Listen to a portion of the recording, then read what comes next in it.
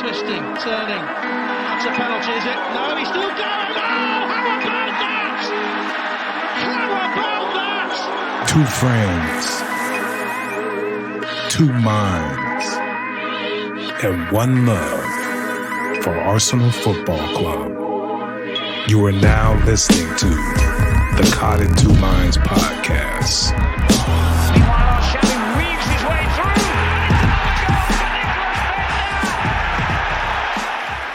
Hey.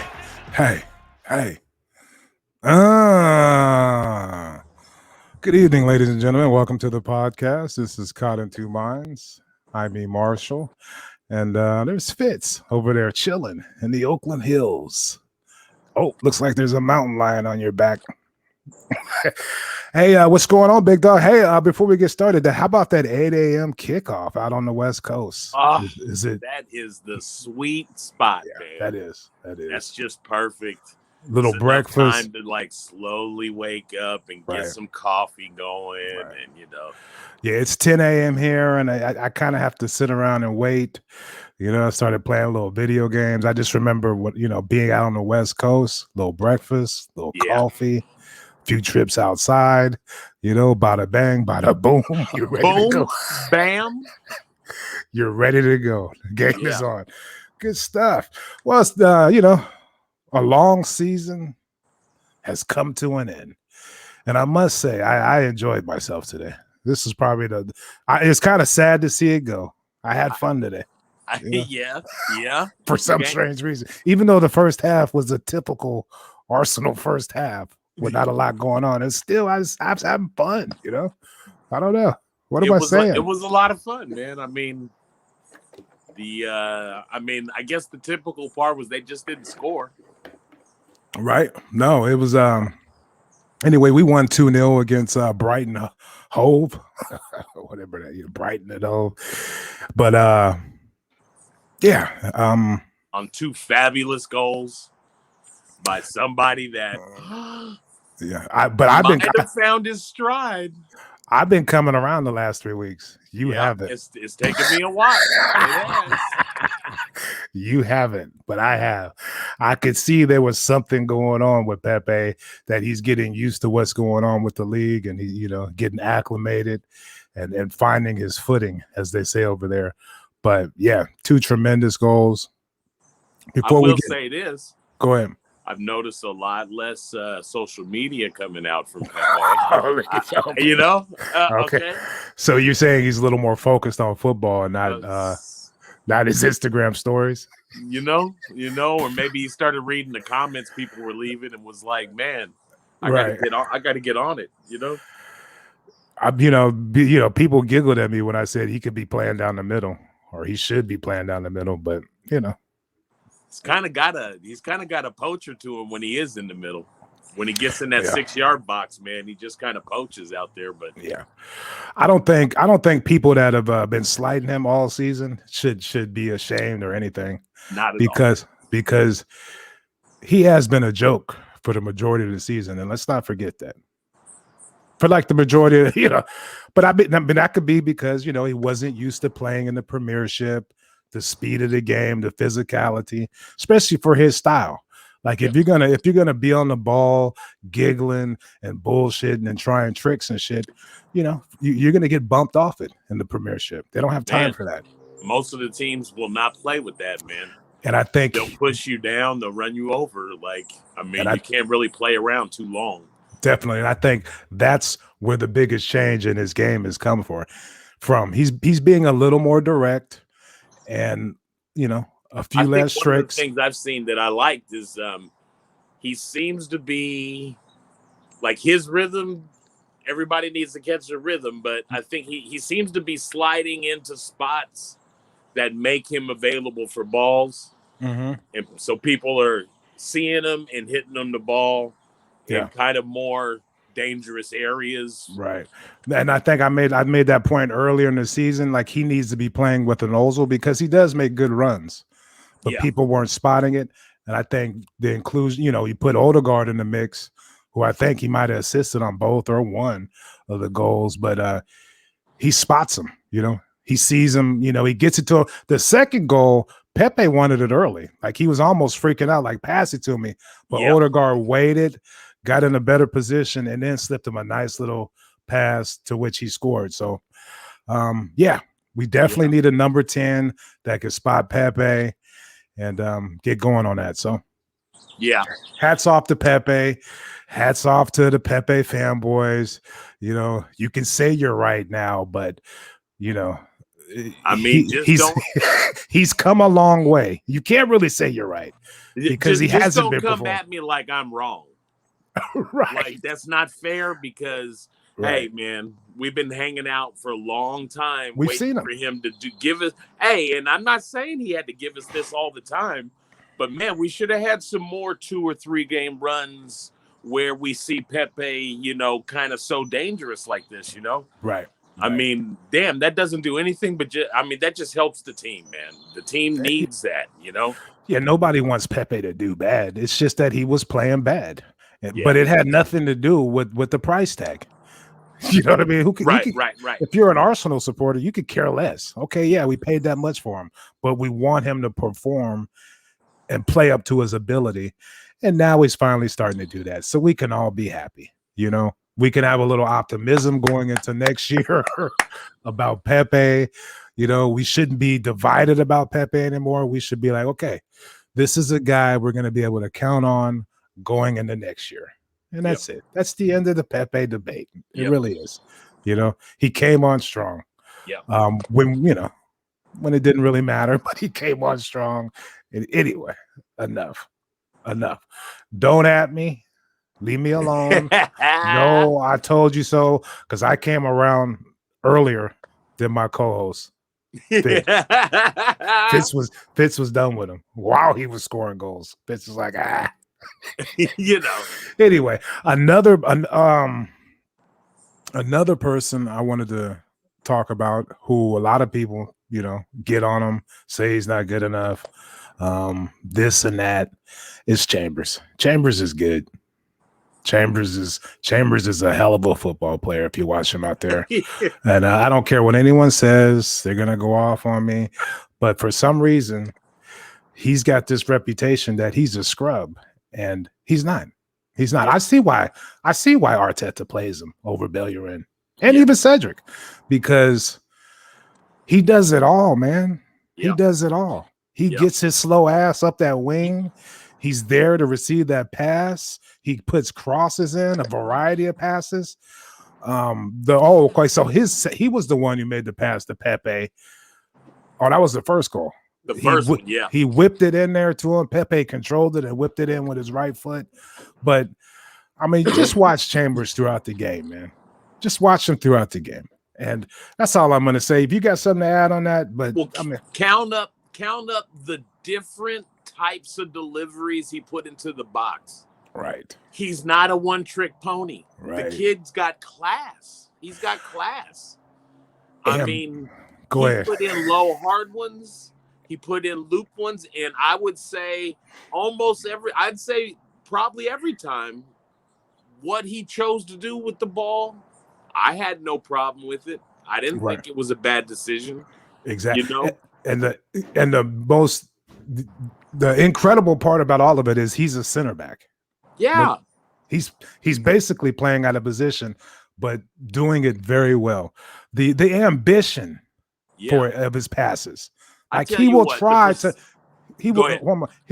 make a very ambitious pass with no fear. Yes. You know, and a lot of the times with Arsenal, we don't have that person that's going to try that through that, you know, that ambitious pass. Partey will do it, but you want him to stop most of the time. But, you know, Chambers will try that, and he's usually, you know, anyway, the variety of crosses. I mean, I can go on and on. I mean, you know, what we're talking bottom line is chances. I mean, we need chances. That's how you got to score goals. Yes. And our right back previously, it's a whole lot of flash and not a whole lot of production. You know? Always coming in narrow. Always coming in narrow. Seems to be that he would much rather try to pick up a loose ball and try to score on it or something. You know, I mean, it's just like, you know, at that position, you know, I I remember years ago telling you, like, after watching Mike Hone play, that's my kind of fucking wingback. Overlap. I Get like out a there. guy that's going to come down the wing and throw in nice, hard, direct crosses at runners. Right. And Chambers picks those guys out well, and he figures out how to get it to them. And I like Chambers. I love him. The I'll awareness. Tell you one more thing about Chambers, though. He can also be a good example to, I mean, one of the problems with the perception of Chambers is, all the loan outs and it makes people believe like, well, there must not really be anything there, whatever, plus bad injury. Right. He's had some problems, but it's kind of proof like a guy like Willick, who scored his 7th in a row now today. Right. Number 7, which it kind of makes it obvious. Of course, we're bringing him back, I think. I mean, you would hope so. I mean, although at 21, I mean, it wouldn't be crazy to hear some team like Lyon come in the door and try to swoop him for a bunch of money or something. But, I mean, just from his recent production, he could bluster up a lot of attention right now. Right. He might choose to go somewhere else to play in European football, you know what I mean? Or Europa League. Although contract wide, I don't know. Maybe he's still, he's still with us for a year or something anyway. But yeah, he's But Chambers, you can come back, after adversity and things going wrong, and you can still come back and help the squad that had faith in you when they drafted you when you were 13 years old and shit, Right. Well, he was at Southampton, then we got him over here. But yeah, no, I feel you. Yeah. Oh, that's right. He was a Southampton boy. Right. Yeah, I don't the Willock, Willock's got everything you want in a modern day footballer. So and that decision to loan him out, it may have hurt us at Arsenal. It may have hurt our team, but as far as his development and confidence and growth, it was a very successful loan spell for him. Very successful. I mean, he should come back. If we keep him, he should come back ready to go, ready to compete, and hopefully have a big year for us. So, a lot of optimism going into next year. And, I mean, a bunch, man. I saw a list again, where I got to see the ages. And, I mean, man, there's a nucleus here that's ready to go. And not included in that list is Pepe, Aubameyang, just because they were showing like 23 years and younger. Right. Gabriel's 23 years old, and we got like 8 other guys below him that are younger than him. There's a nucleus there, plus some other guys around him that fit in, that can handle business. Yeah. There's a lot to look forward to, I mean, there's an off season coming up.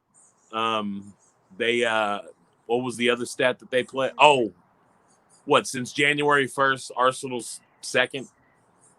Right. They're second in the Premier League in points taken since January 1st. It highlights how big of a hole we put ourselves in the first half of the season. Right. But hey. Right. No, it really did. We had a chance at 7th on the last day, as Spurs got us with a little, revenge, and that's fine. And Danny, I didn't want to qualify for anything. I think going forward in the next year, if we can focus on league, FA Cup, maybe the Caribou Carling Cup or the Jamaica Cup or whatever it's called, then that'll be just fine. If we could play once a week, get some good signings in and play once a week going into next year, I don't think we'll have a problem at all qualifying for the next year. I think we'll be one of the top 4 teams. Leicester City. Yeah, they choked. They had a lead and gave it up. I didn't think they would do that. But Vardy, it looked crazy. It looked like, oh my God, it looks like Arsenal might go through. It wasn't until the 89th minute that they announced that Bale scored it was a trip, the Bale thing. What? And I was also like, before I was listening to a podcast about Neanderthals. Okay. So anyway, man, it sucks that we lost to, Tottenham, though. But No, you said you said Neanderthal Bell, right around the same time. So. Oh! I lost my train of thought there for a second. He's the chimpanzee, the Welsh chimpanzee. I think somebody used to call him. Yeah. I thought about going for that joke, and then I thought, I don't know, that might not land. Right. In these days and times. Everybody's so sensitive. But say you just got to put it out there, It's I a didn't Momo world. Right. Put some comments. We'll just, they'll just comment on us. But anyway, who gives a shit? I didn't say it. Somebody over there called him a Welsh chimpanzee, So that's all I'm going to say about that. Maybe one other surprise about the lineup. Maybe the only surprise in the lineup, no Saka. Right. He's been looking tired lately. So I agree. Looking tired, but if you figured last game, he right. probably started. He didn't. Also, no Martinelli. That was gonna be one of my guys, but we can get into it right now. One of my biggest knocks on Arteta is the handling of Martinelli this year. Going into next year, we should really have a good understanding of where it's all good, dude. It's just a bird. You're good. We should have a better understanding of where Martinelli is as a striker in the Premiership. And we didn't really have that opportunity this year. Once it was established that he was healthy, I get early on, he coming off the injury, you don't really know. But once it was established that he was healthy enough to be on the bench every week, he should have been getting way more time than he did, especially with Aubameyang not really giving a shit anymore. Yeah. Arteta showed a bit of maybe undeserved loyalty to some guys that didn't deserve it. Right. William early during the season. Hey, are those birds? Yeah. Wow. That's my it's your little sanctuary. Arborary. It's something. Look, it just stopped. Oh, okay, there they are. No, go ahead. It's just a trip. Like usually birds, they chirp in the morning and they kind of go away and shit. But yeah, man, it's beautiful in Northern California, folks. Come on out for a visit. Go ahead. What was you gonna say? But like you said, I mean, I don't know. I just find some of the irony of it is like hearing stuff like William wants to leave. Yeah. And as much time on the pitch we invested in William, right, that he wants to leave. And then I start thinking like, man, that's time Martinelli could have been grabbing. Right. That's the yeah. I mean, I forget. I mean, how many years did we give William? He's over 30. We got him for 3 years. Yeah. We still got him too. I mean, first the thing was like William wants to leave, so everybody was like, "Oh, well, great, good rid, bye." And now the report is basically like, but he's got to try to talk somebody into paying him the money he's getting paid. Right. We got him on a free transfer, so we signed him for like $180,000 a week or something. Right. It's like, that's the technical director or whoever's signing these people. That's you can't do that. And we're the Aubameyang too. It's the same thing. Yeah, I wanted him coming off last year, but the only reason why he did all that last year was to get the huge contract so he could chill this year. If you're over 30, you're not into it as you need to be, unless you're a Tom Brady type. But for the most part, it's human nature to be like, cool. I will say that I got over on these feel fools. duped. I mean, when the word even came out, we might be able to get Aubameyang, I was happy. And when we got him, I was happy. Yeah. And I watched him for 2 years and I was happy. The only part that I feel duped about is, I'm still willing to call him a goal scorer, but he's not a striker. He's not a striker. In the box type, poacher type. Yeah. Down the not. middle. He needs to be out on wings and playing off of the corners and trying to take somebody on the dribble. Definitely. And Cut in on his right, curl the way it the in. team has been kind of set up now, like to me, to play him out on the wing, there's no room for him. So we forced ourselves to play him down the middle, even though that's not really, I don't think, where he should be playing, you know? No, Lacazette way more productive down the middle than And then Aubameyang. all the dominoes tumble after that. Lacazette doesn't get enough time now because he's not, because we have to play Aubameyang and right. So that was and Willian, that's always going to be a huge gamble, because he's already in London. He's over 30. Not too many teams want him. Or why didn't Chelsea sign him again? Everything he's done for the club, they're like, nah, you're over 30 years old. You're done. But we sign him, so now he's gonna do the old, come to America. He's gonna steal some money from like FC Miami, probably. And then he's gonna go to Brazil and probably steal some money from that club. So there's always a gamble when you give these long contracts to people over 30. It really is. Wenger was ahead of his time. Wenger was like, hey, you I'm gotta not go. even sure William could even go to one of the big cities in America. He might end up playing in Columbus. Yeah, he might. Or I Montreal. Maybe he'll go to Montreal. I think Columbus won the whole thing last year. Right. We don't even know. Hey, but a Brazilian wants nothing to do with that. I try seriously every year, and people are going to get mad at me about this, but come on, babies.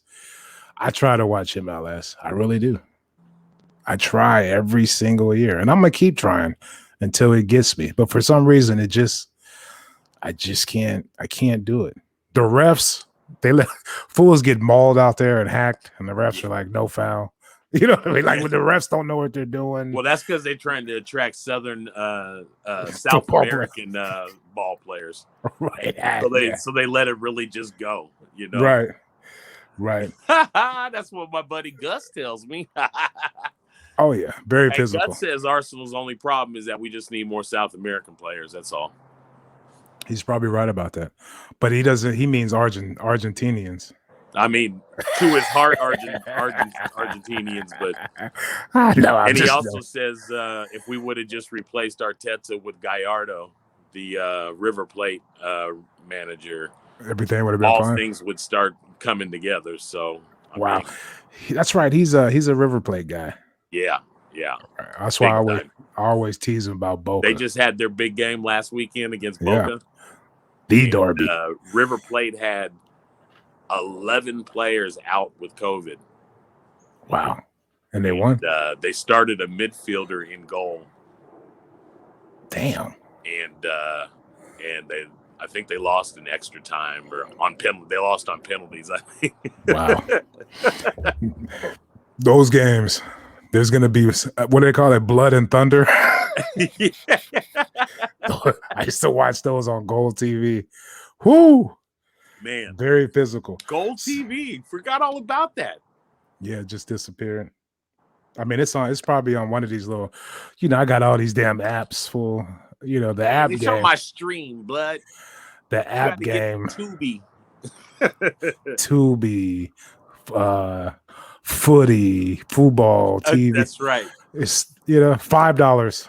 The app game is just the wackest shit ever, dude. $5. The one that pissed me off is when I get their little soliciting email. Right. I'm already giving you $5 a month. They're trying to get me like, hey, we got these other packages too. If you want to add like a little bit more for $3 more. Man, get away from me. Leave me alone. And can I pause my Peacock subscription until the season starts? Because I don't need it right now. The season's over. Anyway. No. Go back and watch reruns of Parks and Rec. There's plenty of that on Peacock. Oh, yeah. Hey, have you ever watched 30 Rock? Go ahead. Go explore it. Right. You can right.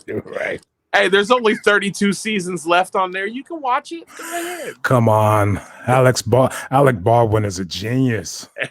Look at him. Have you ever watched that? I've never watched the show. Me neither. You know, and I Oh, like man. Tina Fey. I think she's funny, but never watched this show. It's just a different type of humor. You know what I mean? Right? Hey, I know what you mean. It's like, it's cheesy. Yeah. You know, oh my gosh, look how funny we are. Anyway, good times. What else we got? Going into what else you got? So my knock on Arteta for the season was just basically like the inconsistency on his discipline with the players, the messages that he sends because of the way he handles certain players versus others or situations versus others. I hope he develops a little thicker skin. Right. Because don't have rabbit ears. Maybe a player or two he ran out of here that we probably needed or could have used.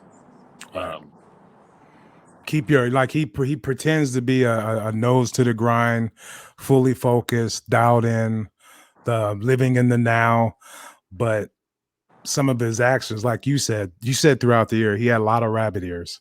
He was listening to the noise outside and then making decisions based around that noise. And you could tell. It was literally like a meter, and he was waiting for it like, okay, they're kind of pissed about this. Let me go ahead and bench William finally. It was like, finally did it, huh? Right. His biggest failure was that first leg of the Europa League semifinal against Villarreal with the false nine. Just to experiment in such a big game, right? Huge game. Experienced European manager. I don't.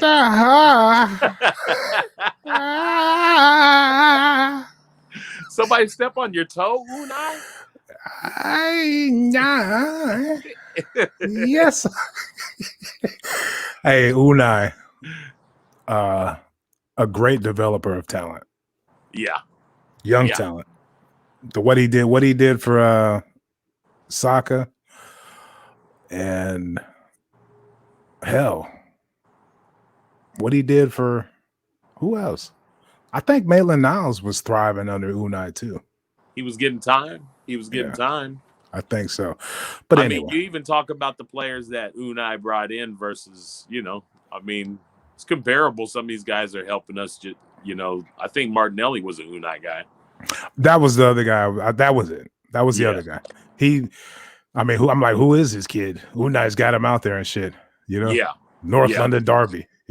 So, I remember when they signed him and they were like, we found some young kid from Brazil. And I was like, 4th division or some shit. If he was really something, Barcelona would have already swooped him or, right.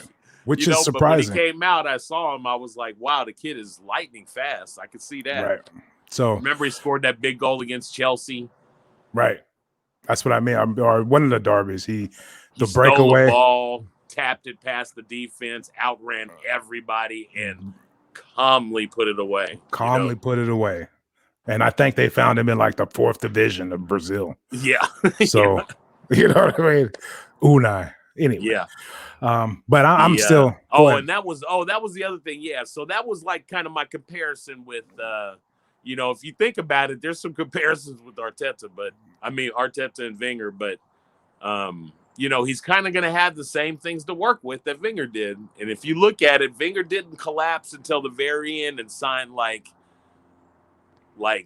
names, right? Name players that people heard of until like Ozil.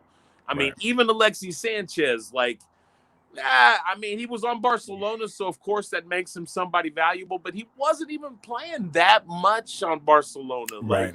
The big thing about that is we took him away from Liverpool. Like he chose us. But when he was at Barca, he wasn't playing consistently. Yeah. And he lost a lot of, his name kind of lost a little bit of his esteem. Like you knew he was good when you see him play. Yeah. But he wasn't playing, weekly. But before that, it was finding Cesc Fabregas and Robert Van Persie's and. Well, yeah, they all came. finding them kind of at a younger age and developing them. Exactly. So, I mean, if there's anything I need you to do, Arteta, is develop what I see as a very young squad that just needs to continue to be coached up and figured, so they really understand this game, Whatever your style is. Yeah. And I hope it's not, keep it tight, nick a goal, 1-0 to the Arsenal. Yeah. I hope it's not that. Yeah. That's what it looks like. I don't even know what the first half was, another example of, what are we doing? Are we going to score today? You know what? Remember I told you the one stat that was surprising about the first half was because I kind of felt the same. We had a lot of about shots, all of it, but we took 11 shots on goal versus 2. 11 shots. I was like, yep. I was trying to remember, like, we took shots on how many? Where? When? 11 shots, lots of corners. But I think we had some corners and trying to put headers in. And Partey on that one, he hit off the post. He controlled it with a beautiful first touch and fired it off the post, showing why he thinks he should shoot more often. Did he? So. He's slowly dialing it in. So I've got the over-under that he'll get his first Premier League goal on May 2022. He showed his class. He showed that he does have that ability, which I was like, whoa, why is this guy shooting? What's he doing? I call it hook foot. You're right. He's got that little hook foot. So if you kick a hard one at him, it's almost like he just grabs it with his foot. Like beautiful hook foot, the African hook foot. I love it. We'll go with that. we'll run with that next year. Beautiful. But yeah, so he played good today. He was solid. He didn't try too many risky passes. He blew up some plays defensively. So yeah, like I said, it was a fun day to watch Arsenal, especially in the second half. We were passing the ball quicker. We were moving, and we tried to put the bet away. I thought once we got that first goal, I thought we was going to, okay, here we go. Let's sit back and wait. It was a slight minute, and I'm hoping that Arteta yelled from the sideline, get it going again. Like, right. Because I did see it for just a second where I was like, oh, you want to be cool for a second. Like, right. Let's go for it. Yeah, come on, let's keep it going. Let's put these teams, and that's another knock. Our record against the lower half teams, the bottom teams, was terrible. I didn't realize it was as terrible as the announcer said, but that cost us. Yeah, we would have had even the Fulham game that we just recently tied. That one hurt. Yeah, because if we win that game, we get 2 more points. We're in. Easy. But. Oh, well, you live and learn. We got a young team. They got a lot of experience this year. Heading into next year, I'm optimistic. What about you? And they got a big, the big rumors that Arsenal's going to try to get Basuma that we played against today. He looks like a player. Kid looks pretty solid, man. He looks like a poor man's Partey. So yeah, I'm playing. I think he might tackle better. He made a hell of a tackle on Saka. Just ripped him, took it from him, and he can spot a good pass too. Like he looks forward, and he made a couple good passes that sprung the break for them. So if we can get a young, exciting player like that, what the hell? Yeah. What's it gonna do for Partey and Xhaka? If anything, it's competition for places. So. People are going to more pressure. I also got some questions about, I think they should be considering whether they're going to kind of, it has to be in the talks about what formation, what are we running? How do we want to run forward? Because I think it's a big offseason for ESR. Smith Rowe, he's kind of lingering right now. Do you play him wider? Do you play him more middle? Do we really need to go and try to keep Odegaard if we got Smith Rowe, blah, blah, blah? There's a lot of questions, although maybe you decide that a different type of setup might help you get both those guys on the pitch and our 2 wingers, and Right. Well, yeah, we'll see how that goes going into the. Another thing, another thing before we get out of here. Emi Martinez made goalkeeper of the year for a lot of people's saw that. top, what is it? Team of the year. Yeah. 15 clean sheets. There's a lot of people that, that went off on people like me and you that said, should have kept Emmy over Leno. But, we didn't. We got Leno. And, And, just I was just congratulations. following Gus's advice. I need to keep that Argentinian. Yeah. He had a hell of a year. He's not our player, but, he played for Arsenal a long time. So congratulations to him. And that's another thing. He made a decision to people say like he didn't want to compete with Leno for the job. And I don't think that was the case based on, his how long he was with the team and how many loan outs. And, the guy's a fighter, clearly. He gets his shot and he feels like he's the number one. He goes somewhere else. He is the number one. And he leads the league in clean sheets. At that point, he knew that, like, hey, if I leave, I'm leaving because I will be the number one where whoever's coming after me. Right. I'm better than what bottom line is this. He felt like me. I'm better than this guy. So I'm the number one. Yep. I'm not okay. Well, cool. I'll go somewhere else. Yep. And this is what he produced this year. Yeah. So. And, for Villa, man, I mean, hey, he went out. A lot of those 15 clean sheets were in the first half of the season, too. Right. He gave Villa a lot of confidence early in the season, man, and they were rolling. They were rolling early, Right. And the biggest difference, the only difference, Leno is better than Emmy at just about everything, except for maybe his distribution with his feet, his kicking, his passing. But communication and what is that? Mentality. Like he's calm. He's a calming presence to that back line. Yep. He calms everybody down. I agree. He communicates with the players. And that's my only knock on Leno. I had to get one more shot in on Leno before we end this podcast. You know what I mean? Yeah. So there you go. That's it. Okay? I did it. You got anything else before we get out of here? Hell of a year, everybody. Thanks for listening. Shit. Hey, it's been fun. It's also fun knowing that it's break time. Right. But, it's because we got some work to do, y'all. We got work to do. Right. And, be on the lookout. We'll still come out with a podcast periodically. Please the Euro. Keep subscribed. If y'all want to do us one favor for a season full of podcasts, go over there and just drop us a comment or a rating. Yeah. Both would be nice. I appreciate it. If you're listening, appreciate it. Yeah. If you're listening, let us know. That's all. Yeah. That's all. Because we're not going to stop doing it. So either way, but lot of tournaments this summer. We got the Euros, we got the Gold Cup, we got Copa America. So, there's going to be a lot of opportunities to see some players and, debate about who we should get. I kind of want to do something like where, we get with some listeners and discuss like, if you were the technical director of Arsenal and you had total control over everything, who would you bring in, or what would you do? So that should be fun. Plus we're going to give our takes. So anyway, a lot of shit coming down the pipeline. It's just not going to be, 2 a week. That's another good thing about the damn no European football. Hey, we don't a few more podcasts cut out of the schedule next year. You know what I mean? Once a week, beautiful.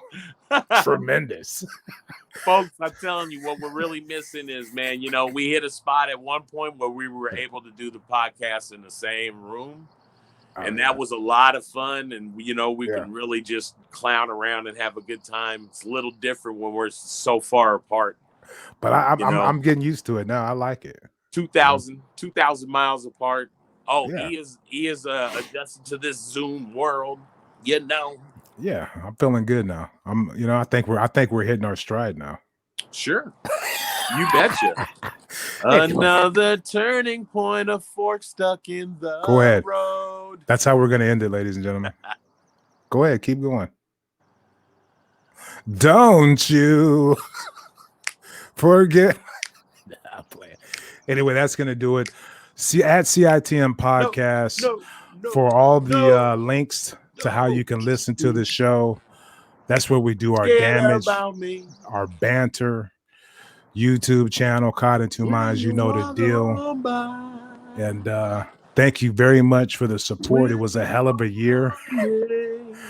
When you call my, you got come on, you got to. When you call my name, I said la la la. Twisting, turning. That's a penalty, is it? No, he's still going. La la la la la. Thank you for tuning in to Caught in Two Minds. Please head on over to iTunes to subscribe, rate, and review. All feedback is much appreciated. And be sure to follow us on Twitter at CITM Podcasts, at Guna Rush, and at eMarshall Comedy. The music of this podcast is brought to you by Statics. If you like what you hear, please head on over to staticsmusic.com and be sure to follow them on Twitter and Instagram at Statics Music. That's STATX Music. Peace.